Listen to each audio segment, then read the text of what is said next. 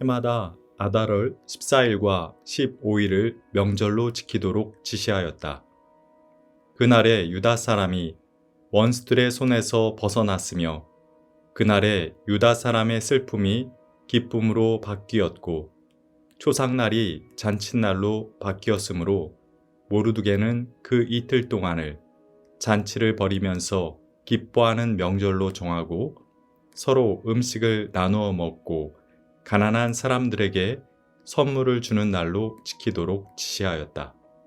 그래서 유다 사람들은 모르드게가 그들에게 글로 써서 지시한 대로 자기들이 시작한 그 명절을 해마다 지켰다. 에스더기 9장 21절에서 23절 말씀. 유월절, 칠칠절, 추막절 등 유대 민족이 지키는 대부분의 명절은 모세 율법에 근거를 두고 있습니다. 그런데 불임절은 모세 율법 그 어디에도 이 절기를 지키라는 말씀이 나오지 않습니다.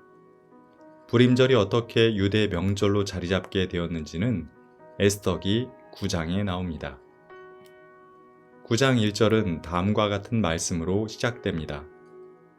12째 달인 아달월 13일, 드디어 왕이 내린 명령과 조소대로 시행하는 날이 되었다. 이날은 본래 유다 사람의 원수들이 유다 사람을 없애려고 한 날인데 오히려 유다 사람이 자기들을 미워하는 자들을 없애는 날로 바뀌었다. 이 한 절은 길었던 에스더기의 내용을 짧게 요약해주고 있습니다. 페르시아의 고관이며 아말렉 출신이었던 하만이 모르드게를 미워해 페르시아 안에 모든 유대인을 죽이려고 날을 정했습니다. 그런데 하나님께서는 모르드게와 에스더를 통해 상황을 역전시키셨습니다. 하만이 유대인을 멸절하려고 정한 그날, 오히려 하만과 그에게 동조한 세력들이 죽임을 당하게 하셨습니다. 그것이 에스더기의 이야기였습니다.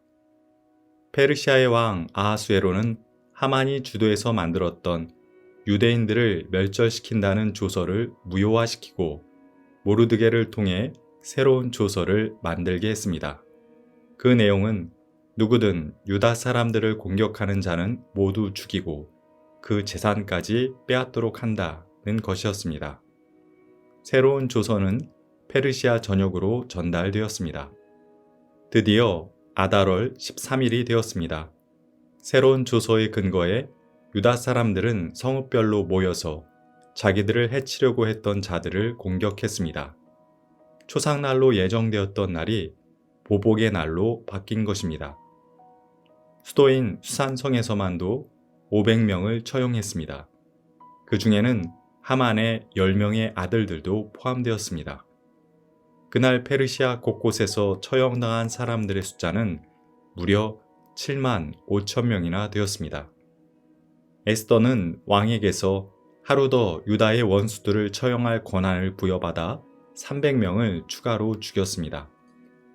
7만 5천 명이 넘는 많은 사람을 죽인 것은 너무 과한 보복이 아니었나라는 생각이 들지만 왕의 조서를 근거로 죽은 자들의 재산까지 빼앗을 수 있었으나 그렇게 하지 않은 것은 잘한 일이라는 생각이 듭니다.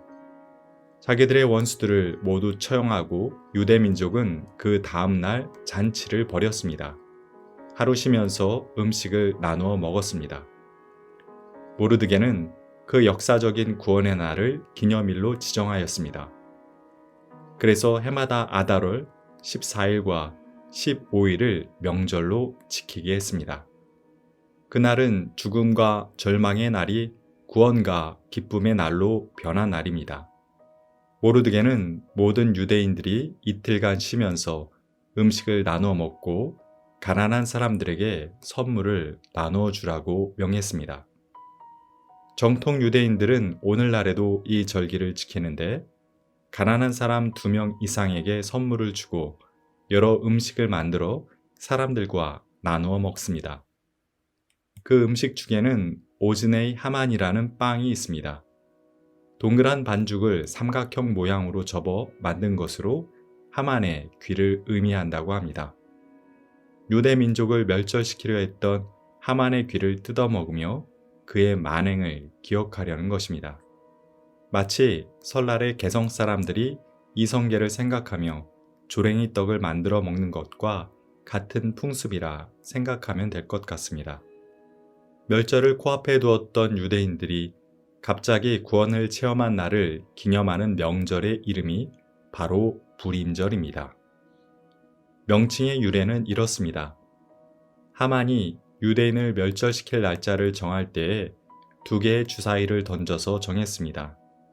한 개의 주사위에는 월이, 또 다른 한 개의 주사위에는 날짜가 적혀 있던 것으로 추정됩니다.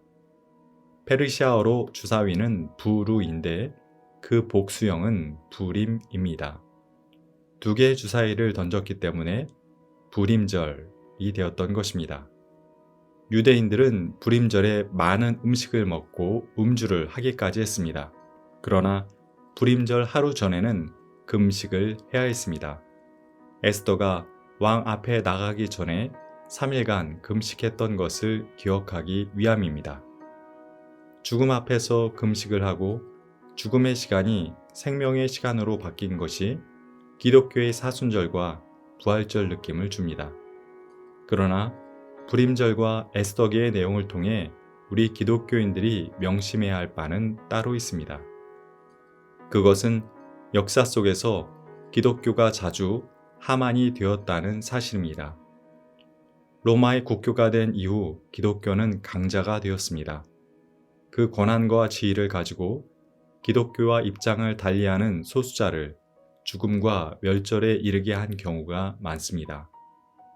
기독교가 유대교와 같은 타종교를 말살하려 한 경우도 있고, 기독교 안에서 구교와 신교 간의 전쟁을 치러 수백만 명을 죽음에 이르게 한 경우도 있으며, 자신들이 인위적으로 세운 기준에 부합하지 않는다며 무고한 자를 마녀로 지목해 공개 처형한 일도 많습니다.